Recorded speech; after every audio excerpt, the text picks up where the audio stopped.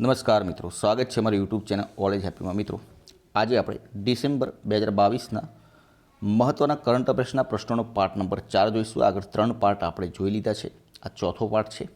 શરૂઆત કરીએ ફર્સ્ટ નંબરના ક્વેશ્ચનથી. મુંબઈ ખાતે કેટલામો એશિયન ફિલ્મ ફેસ્ટિવલ મનાવવામાં આવશે? તો 19મો ફિલ્મ ફેસ્ટિવલ મનાવવામાં આવશે, જેમાં 5 ગુજરાતી ફિલ્મો દર્શાવાશે. ફોર્બ્સની 100 મોસ્ટ પાવરફુલ વિમેનના લિસ્ટમાં કેટલી ભારતીય મહિલાઓને સ્થાન મળ્યું? તો 6 ભારતીય મહિલાઓને સ્થાન આપ્યું છે, જેમાં નાણાપ્રધાન નિર્મલા સીતારમણનો પણ સમાવેશ થાય છે. રશિયા યુક્રેન યુદ્ધમાં કુનેહપૂર્વકની કામગીરી બજાવનારા ઉર્સુલા વાન ડેરી યાદીમાં ટોચના સ્થાને આવે છે. ટાઈમ મેગેઝિનને પર્સન ઓફ ધ યર તરીકે કોને જાહેર કર્યા છે? તો ઝેલેન્સ્કીને જાહેર કરવામાં આવેલા છે. હાલમાં કયા 2 રાજ્યો વચ્ચે સીમા વિવાદ ચાલી રહ્યો છે? તો મહારાષ્ટ્ર અને કર્ણાટક વચ્ચે સીમા વિવાદ ચાલી રહ્યો છે. તાજેતરમાં થયેલી વિધાનસભા ચૂંટણીમાં ભાજપે રેકોર્ડ કેટલી બેઠકો જીતી છે? તો રેકોર્ડ બ્રેક 156 બેઠકો જીતી છે. આ પહેલાં 149 બેઠકોનો રેકોર્ડ હતો, જે 1985માં માધવસિંહ સોલંકીની સરકારમાં 149 બેઠકો કોંગ્રેસે જીતી હતી. ચૂંટણી પંચે તેલંગાણા રાષ્ટ્ર સમિતિ TRSનું નામ બદલીને કયું નવું નામ આપવાની મંજૂરી આપી છે? તો ભારત રાષ્ટ્ર સમિતિ BRS. તાજેતરમાં ભારતના સ્વદેશી ડ્રોન તપસે સતત 18 કલાક ઉડ્ડયન કર્યું. તપસનું પૂરું નામ શું છે? Technical airborne platform for aerial surveillance beyond horizons. Aam Aadmi party દેશમાં કેટલામી નેશનલ પાર્ટી બની છે મિત્રો? તો 9મી નેશનલ પાર્ટી બની છે. નેશનલ પાર્ટી બનવા 3 માપદંડોમાંથી કોઈપણ એક માપદંડમાં ખરા ઉતરવું પડે છે. જે 3 માપદંડો છે તેમાં એક, લોકસભાની સામાન્ય ચૂંટણીમાં કુલ બેઠકની 2% બેઠકોમાં વિજય પ્રાપ્ત થવો જોઈએ. બીજી છે, લોકસભા કે વિધાનસભાની ચૂંટણીઓમાં 4 રાજ્યોમાં ઓછામાં ઓછા 6% વોટ શેર જરૂરી છે. અને ત્રીજું છે, 4 રાજ્યમાં સ્ટેટ પાર્ટીનો દરજ્જો મેળવનાર પાર્ટી નેશનલ પાર્ટી બની શકે છે. આમ આદમી પાર્ટીને દિલ્હી, પંજાબ, ગોવા અને ગુજરાતમાં 6% વોટ શેર મળ્યો છે. ભારતીય સૈન્ય અને મલેશિયાના દળો વચ્ચે મલેશિયાના ક્લુઆંગના પુલાઈ વિસ્તારમાં સંયુક્ત કવાયત હાથ ધરવામાં આવ્યું હતું. આ કવાયતનું નામ શું છે મિત્રો? હરિમાઉ શક્તિ 2022. 10 ડિસેમ્બર એટલે આંતરરાષ્ટ્રીય માનવ અધિકાર દિવસ. તાજેતરમાં વન ડે ક્રિકેટ મેચમાં કયા ભારતીય ખેલાડીએ 126 બોલમાં ફાસ્ટેસ્ટ બેવડી સદીનો વર્લ્ડ રેકોર્ડ બનાવ્યો છે? તો ઈશાન કિશન દ્વારા આ રેકોર્ડ બનાવવામાં આવ્યો છે, જે બાંગ્લાદેશ સામે રેકોર્ડ બનાવવામાં આવે છે અને સૌથી યુવા વયે બેવડી સદીનો પણ રેકોર્ડ તેમણે બનાવ્યો છે. ભારતીય ઓલિમ્પિક સંઘના સૌપ્રથમ મહિલા પ્રમુખ કોણ બન્યા છે? PT ઉષા. આર્ટન કેપિટલ યાદી મુજબ સૌથી શક્તિશાળી પાસપોર્ટવાળા દેશોમાં ભારત કેટલામાં ક્રમે આવે છે મિત્રો?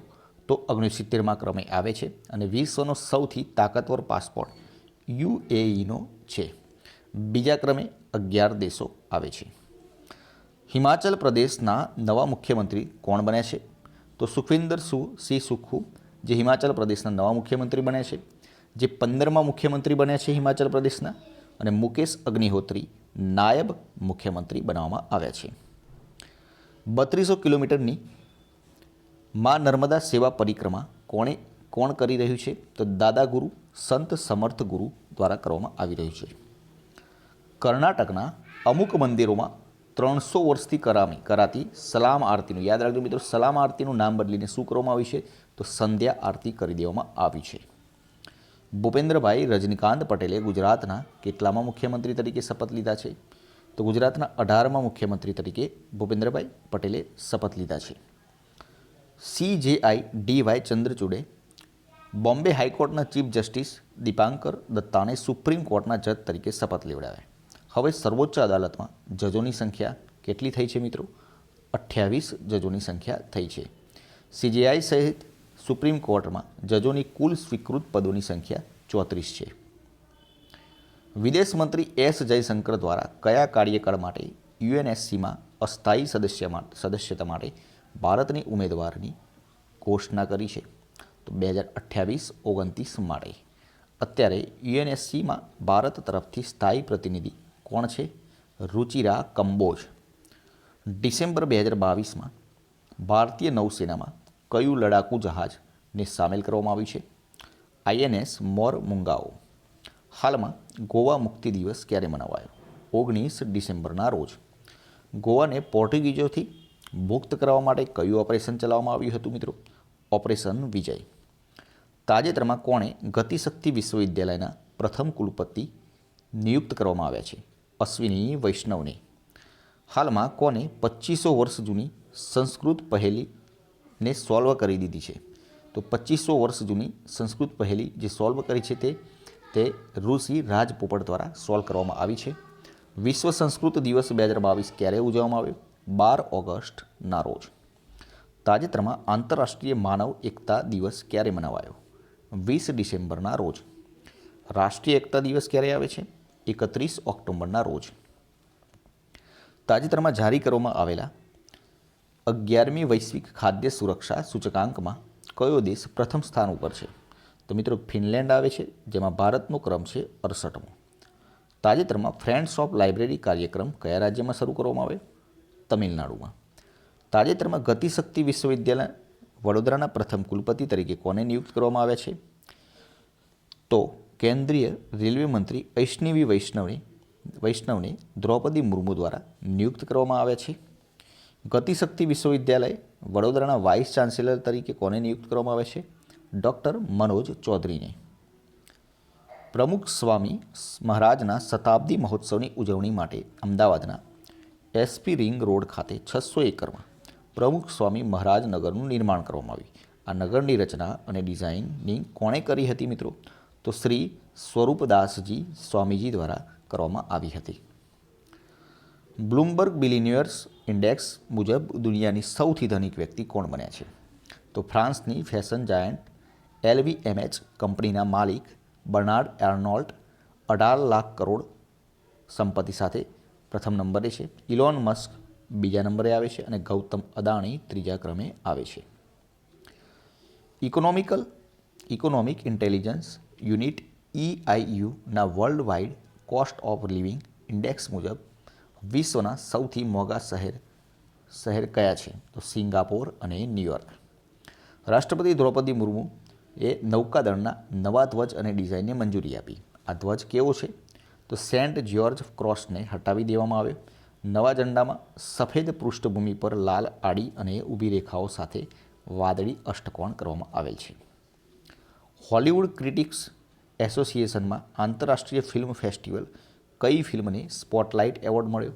તો દક્ષિણની RRR ફિલ્મને એવોર્ડ મળ્યો છે. ઇન્ટરનેશનલ સિવિલ એવિએશન ઓર્ગેનાઇઝેશન દ્વારા વૈશ્વિક ઉડ્ડયન સુરક્ષા રેન્કિંગમાં ભારત કેટલામાં ક્રમે આવે છે? 48મા ક્રમે. સંયુક્ત રાષ્ટ્ર પર્યાવરણ કાર્યક્રમ દ્વારા વિશ્વના 10 મોટા અભિયાનોમાં ભારતના કયા અભિયાનને સામેલ કરવામાં આવ્યું છે? નમામી ગંગેને. તાજેતરમાં DRDO અને ભારત ડાયનેમિક્સ લિમિટેડે કયા પરમાણુ મિસાઇલનું સફળ પરીક્ષણ કર્યું? અગ્નિ 5નું 1500 કિલો વિસ્ફોટકો સાથે 5000 કિલોમીટર દૂર ત્રાટકી શકે છે, જેનું વજન છે 50,000 કિલો. ઇતિહાસમાં પહેલીવાર કોના દ્વારા 2023માં છોકરીઓ માટે ગુરુકુળ શરૂ થશે? રાજકોટ સ્વામિનારાયણ ગુરુકુળ દ્વારા. તાજેતરમાં કયા દેશમાંથી ભારતમાં 3 જીરાફ લાવવામાં આવ્યા છે? દક્ષિણ આફ્રિકામાંથી. 2020 બ્લાઇન્ડ વર્લ્ડ કપમાં બાંગ્લાદેશને હરાવી ભારત કેટલામી વાર ચેમ્પિયન બન્યું છે? ત્રીજી વખત ચેમ્પિયન બન્યું છે. યજમાન દેશ ભારત હતો. ભારતીય એરફોર્સની કઈ ટુકડીમાં મહિલાઓને જોડાવાની મંજૂરી આપવામાં આવી? ગરુડ કમાન્ડો. તાજેતરમાં પ્રસિદ્ધ થયેલા અહેવાલ મુજબ ગુજરાતમાં કેટલા ટકા લોકો પાસપોર્ટ ધરાવે છે? તો ગુજરાતમાં 9.50% લોકો પાસપોર્ટ ધરાવે છે, એટલે કે 67.61 લાખ લોકો દેશમાં 6ઠ્ઠા ક્રમે આવે છે. ફિફા ટ્રોફીનું અનાવરણ કરનાર પ્રથમ ભારતીય કોણ બન્યા? Deepika Padukone. Pro kabaddi league PKL season 9માં કઈ ટીમ ચેમ્પિયન બની છે મિત્રો? જયપુર પિંક પેન્થર્સ પુણેરી પલ્ટનને હરાવીને. મિસ ઇકો ટીનનો ખિતાબ જીતનારી પ્રથમ ભારતીય ટીનેજર કોણ બની છે? 17 વર્ષીય ચેરિસા ચંદા.